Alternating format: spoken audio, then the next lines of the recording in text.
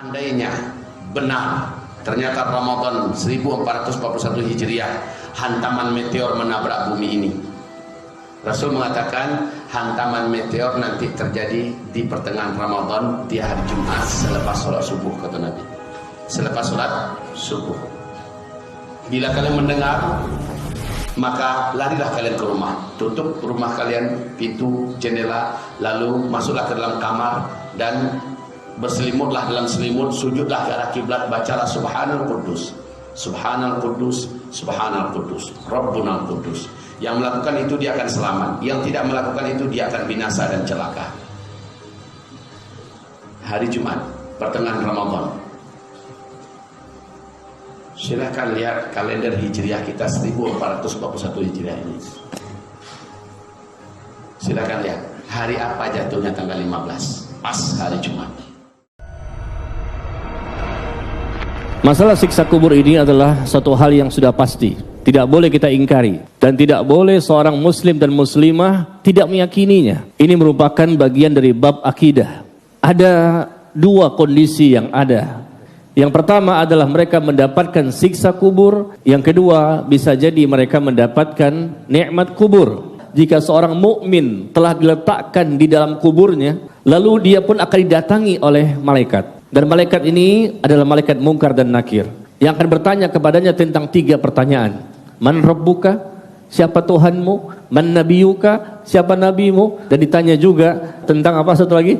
Apa agamamu? Siapa Rabbmu? Siapa nabimu? Dan apa agamamu?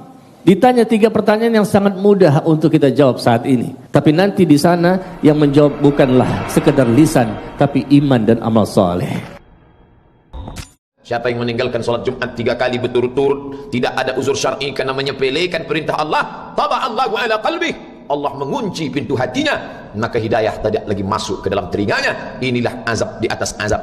Karena azab yang pertama kali itu di dalam hati. Sudah telinga tersumbat, nasihat tak bermakna. Kalau sudah mata tertutup, segala yang dilihat tak lagi menjadi iktibar pelajaran. Itu semua berawal dari hati yang terkunci. Salah satu yang menyebabkan hati terkunci, meninggalkan sholat Jumat tanpa uzur syar'i.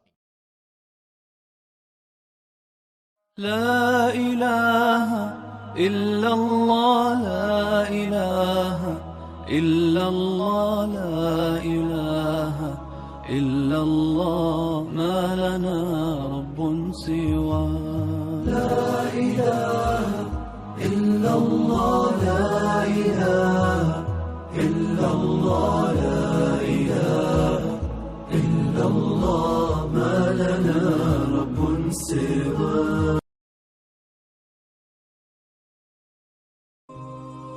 Bahkan tidak jarang orang mengetahui bahwa di masjid pun ada setan. Anda bayangkan, ada setan khusus menggoda orang sholat. Namanya khanzab, tugasnya dua.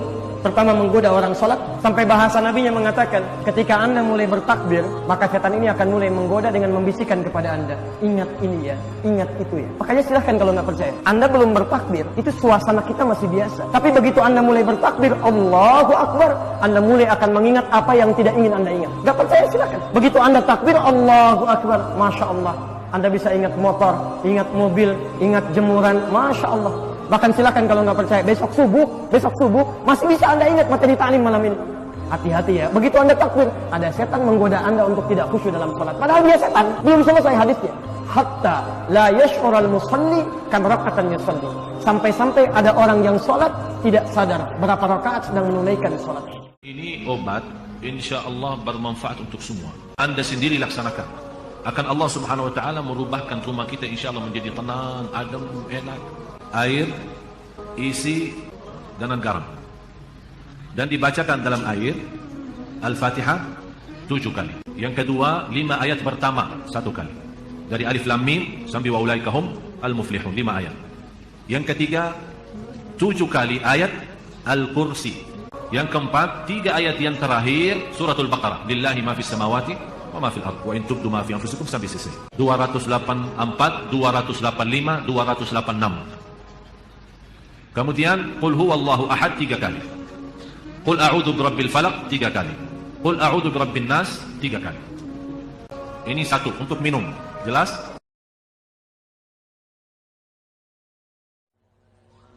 Ibarat Allah yang kami muliakan, Nabi perintahkan ketika kamu dengar Dajjal masuk ke kota-kota kamu, langsung sihirnya menyebar. Saat itu kata Rasulullah, wahai kaum lelaki, bawalah istri-istri kalian masuk ke rumah, ikat dia di dalam rumah, tambatkan dia di tiang-tiang rumah kamu. Carilah ibu-ibu kamu, bawa dia ke rumah, ikat kakinya, ikat tangannya, tambatkan dia di tiang-tiang di dalam rumah. Carilah anak-anak gadis kamu, selamatkanlah wanita-wanita kamu, karena sesungguhnya yang paling banyak sujud menyembah Dajjal ketika Dajjal masuk ke kota-kota di bumi ini adalah kaum wanita. Mereka yang paling banyak menyembah Dajjal.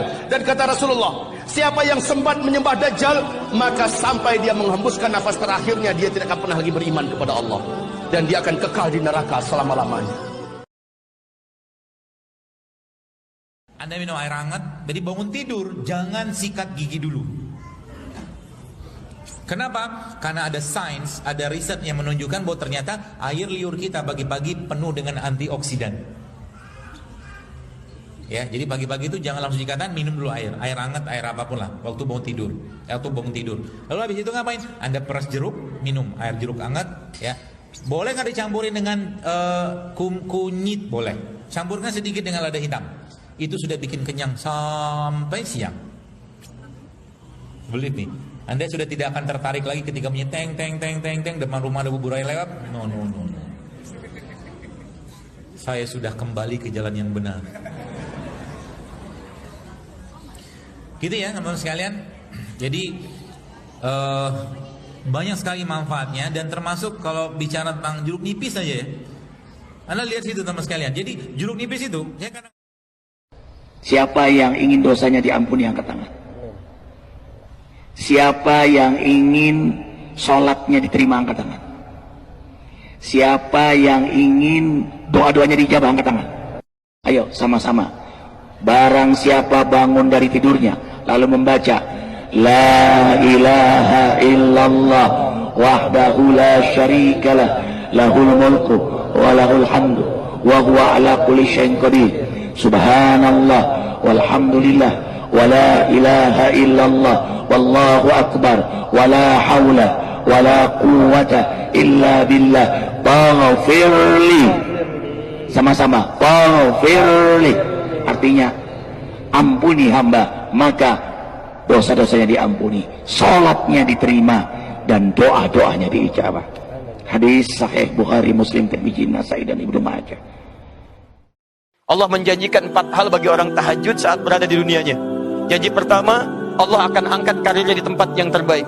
Janji yang kedua, Allah bimbing semua aktivitasnya sehingga jadi lebih mudah. Janji yang ketiga, Allah bimbing setiap dia punya masalah supaya mendapatkan solusi terbaik mengatasi persoalannya.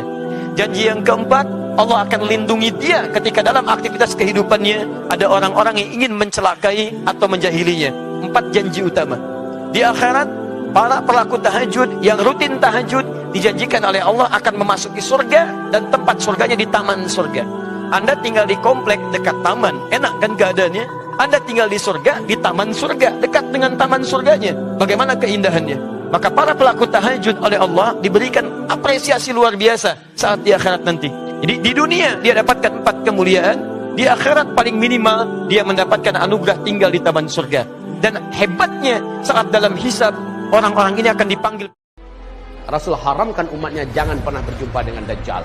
Tetapi dia diberi oleh Allah kemampuan yang menyebabkan manusia di muka bumi menganggapnya Tuhan. Ketika hujan bertahun-tahun tidak muncul, dia cukup mengatakan ke langit, maka langit pun mengumpulkan awan. Entah dari mana datang tuh awan. Langsung turun hujan lebat selebat-lebatnya. Tanah yang gersang mati, tandus retak-retak itu langsung tumbuh hijau dengan rumput-rumput yang tebal. Hewan ternak yang ceking kurus, bahkan banyak yang sudah jadi bangkai kembali hidup. Ini hadisnya sahih semua, bukan khayalan.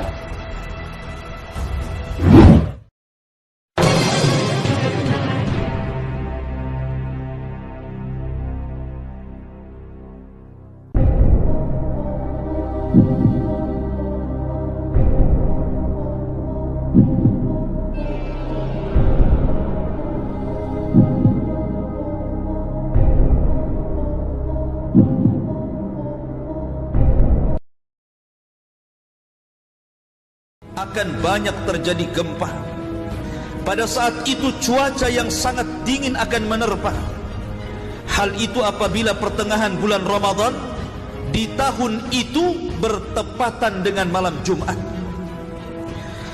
Apabila kalian melaksanakan sholat subuh di hari Jumat pada pertengahan bulan Ramadan, maka masuklah kalian ke dalam rumah-rumah kalian, kuncilah pintu-pintu rumah kalian, tutuplah jendela-jendela rumah kalian, dan selimutilah diri-diri kalian, serta tutuplah telinga-telinga kalian.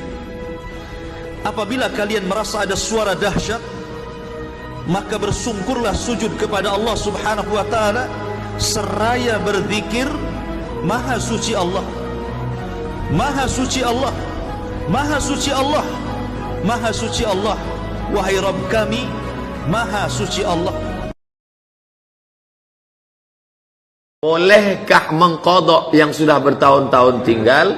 Bukan bolehkah, wajibkah?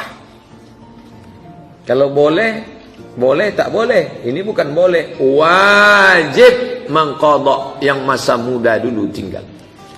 Kapan akil balik? Umur 10. Kapan mulai salat? Umur 20. Berapa tahun tak salat? 10. Qadha, ganti. Bagaimana caranya? Habis zuhur nanti qadha. Usalli fardhu zuhri 4 raka'atin qadha'an. Habis asar usalli fardhu asri 4 raka'atin qadha'an. Habis maghrib usalli fardhu maghribi 3 raka'atin qadha'an. Berapa lama? Selama salat itu tinggal 10 tahun. Ganti 2016, lunas 2026. Begitu dalam kitab Al-Fiqhul Islami wa Adillatuh. Saya tak percaya.